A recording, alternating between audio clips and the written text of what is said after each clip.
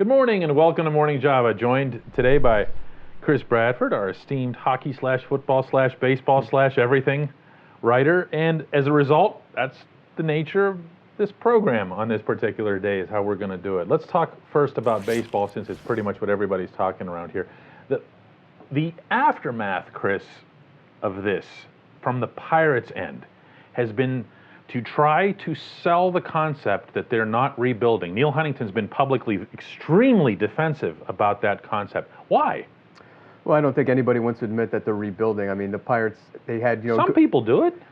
Yes, but I think in the Houston did it. In the Pirates situation, given that they've seen the drop in attendance, I don't think they want to just admit that this is a rebuild. But I think anytime you lose an Andrew McCutchen and a Garrett Cole, I think it's pretty obvious to everyone what it is. Your best player and your best pitcher go out the door, and you don't bring back any of the top 100 prospects in baseball.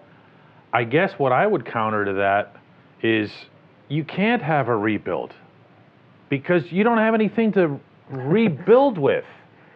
That to me is I think that's what they're saying without saying it.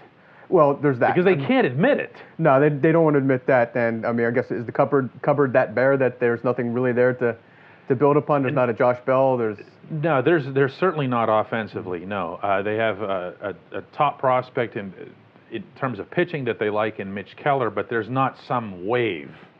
There's certainly not at the upper levels. They won a championship at AA Altoona, but minor league championships, you know how that goes. So exactly. What's your rebuild, or what's your build? Why not just tell people, look, we blew it. We haven't been able to draft and develop for 10 years. We had to go and get these guys to compensate for that. I don't know. They can't say that either. Well, they're not going to get free agents either, so we know that's not going to happen. Yeah. Maybe they go back to the early 2000s with the park, sell the bobbleheads, the fireworks, and kind of do that kind of junk.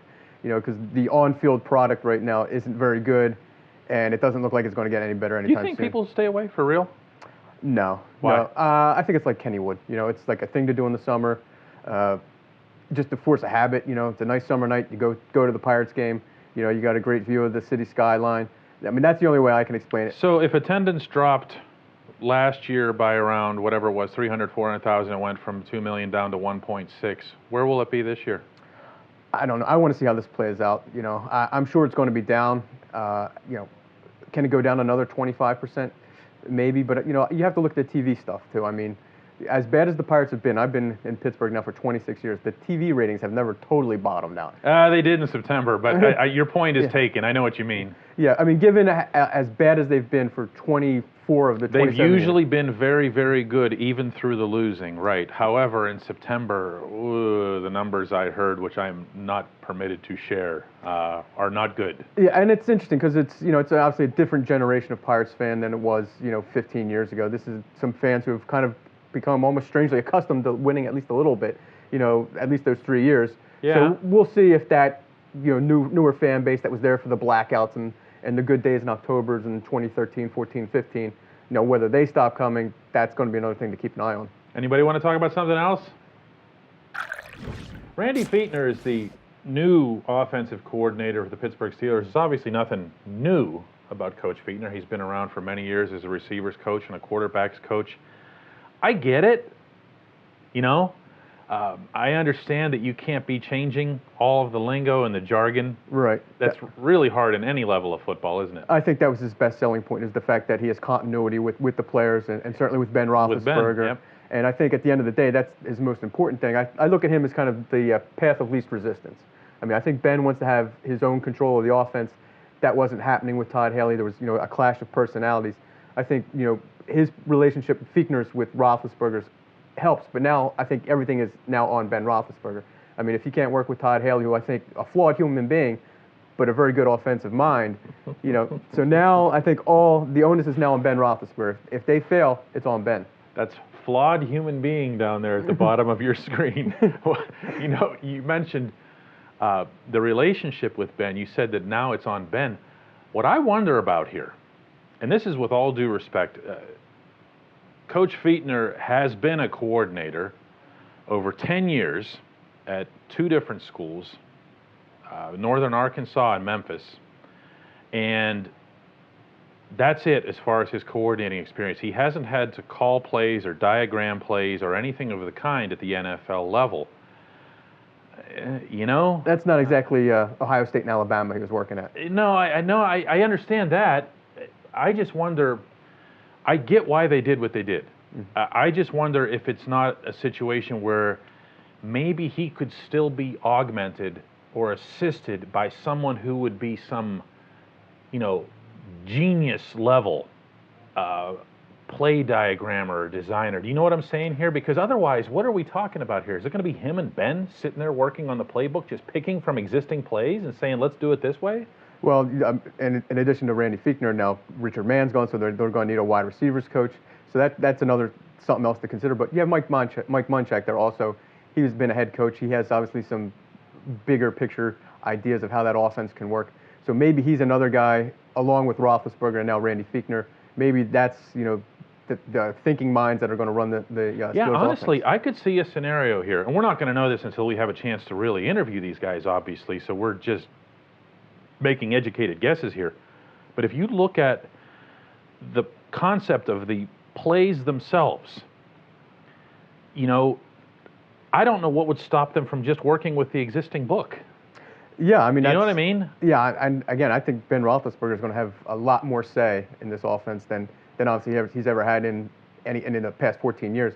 And I think that's kind of what's bringing Ben Roethlisberger back. While he, moments after that game against Jacksonville, he's fired up. Yeah, he's ready to go. Yep. That's something you haven't heard from him. Nope, not recently.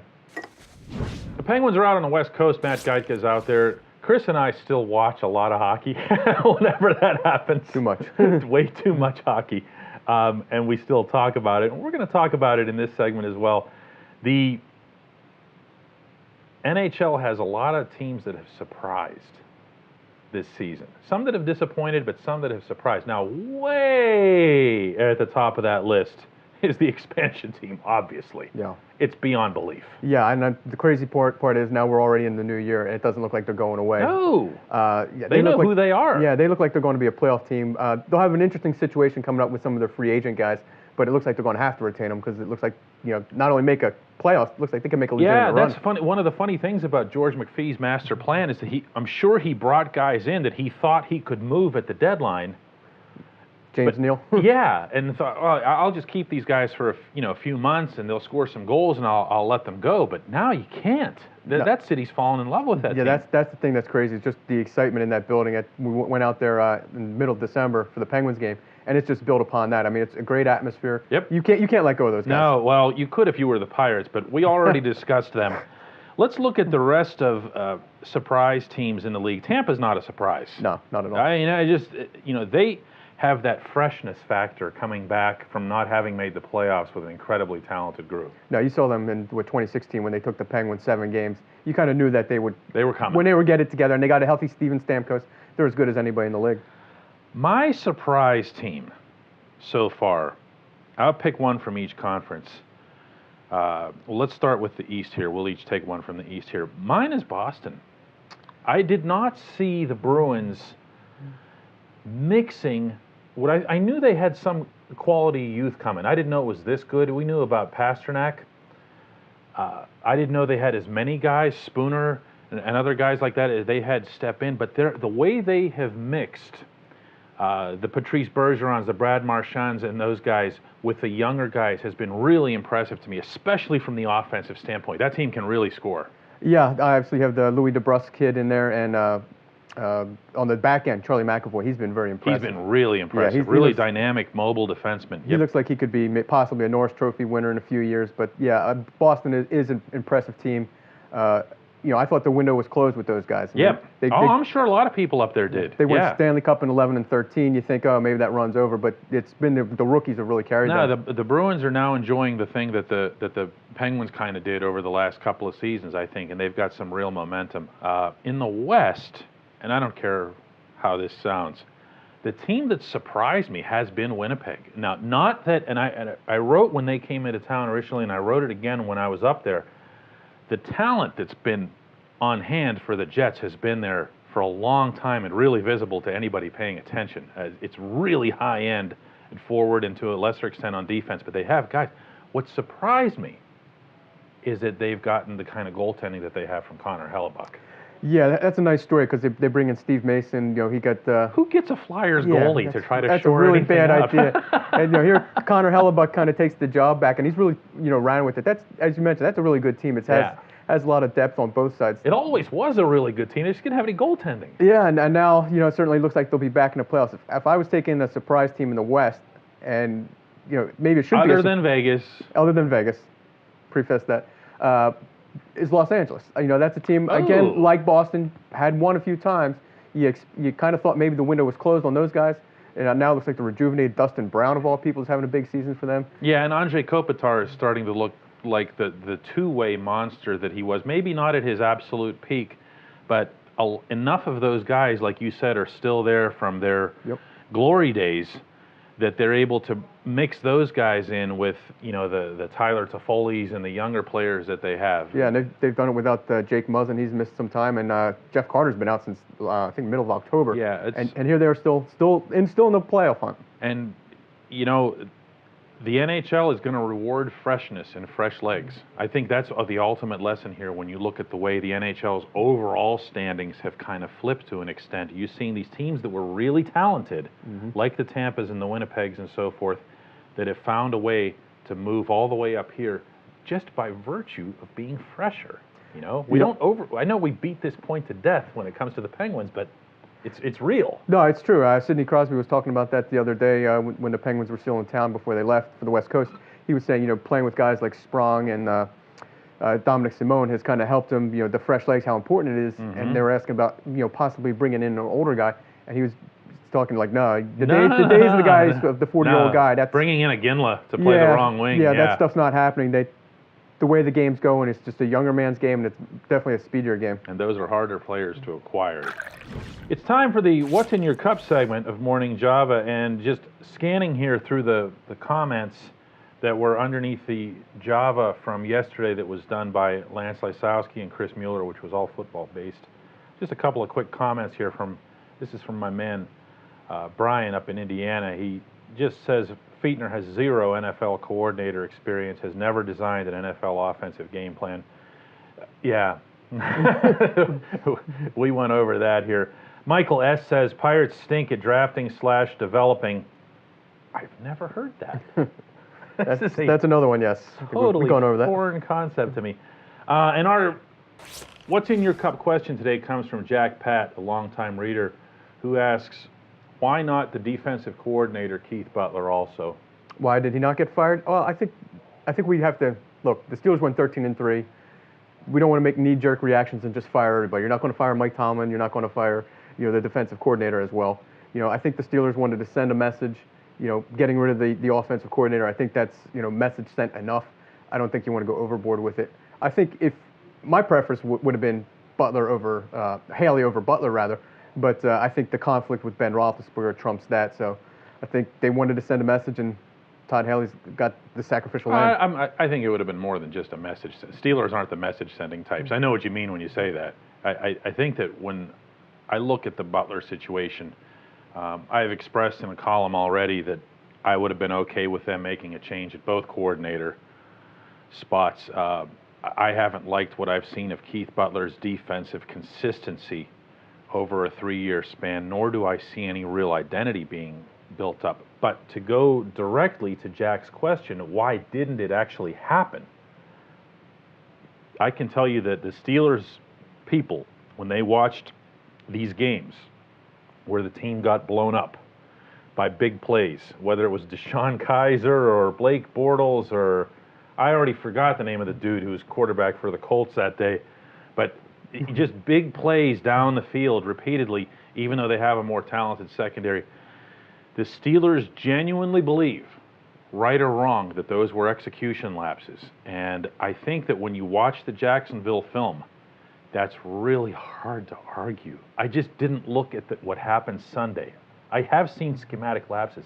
I didn't see that Sunday. I saw a front line of Cam Hayward, Stephon Tuitt, Javon Hargrave, who just did nothing. And that's hard to rationalize or to pin on a coordinator. That's the hardest part. Especially the defensive line. I figured that was the one area you knew that was rock solid. You knew the linebacker situation was kind of, hit and miss, especially with Shazier out of the lineup. Of course. Yeah, that was very, very. And it wasn't was just scary. them. I don't even mean to single out those three because T.J. Watt virtually didn't exist in the game. Bud Dupree was blown off the ball on run plays. And the coordinator has only so many tools at his disposal when that happens. So Sean Davis told me himself when I asked where the safeties were on the deep ball, he goes, "We were all at the line, man. When you can't stop the run, you bring your safeties up. The manual is only so flexible in that regard." Yeah, and it looks like when the draft comes around here in a few months, it looks like the Steelers are going to have to emphasize again on defense. It looks like you could be taking a safety, obviously another linebacker to replace Shazier. So it looks like the onus is going to be on the defense again. Real quick, safety or inside linebacker first? I'm going inside linebacker. Really? Yeah. Even they can be more readily available a little bit later. I like Mike Mitchell as a mentor, maybe as a teacher, maybe groom his successor. I like him in that role. Obviously, he's coming towards the end of his career. He's had a lot of injuries here the past few years, but if you could get an inside linebacker in round one, I think you got to take it. My own answer to that question is going to sound like I'm dodging my own question, which would be weird, but I take literally the best athlete or the most dynamic type playmaker at either position, because what you're really replacing with Shazier is not so much an inside linebacker, but it's a guy to make plays. Yeah, and maybe they get like a Tyrann Mathieu type guy. Jabril Peppers, one of those kind of hybrid safety linebacker types. So maybe you can kill two birds with one stone.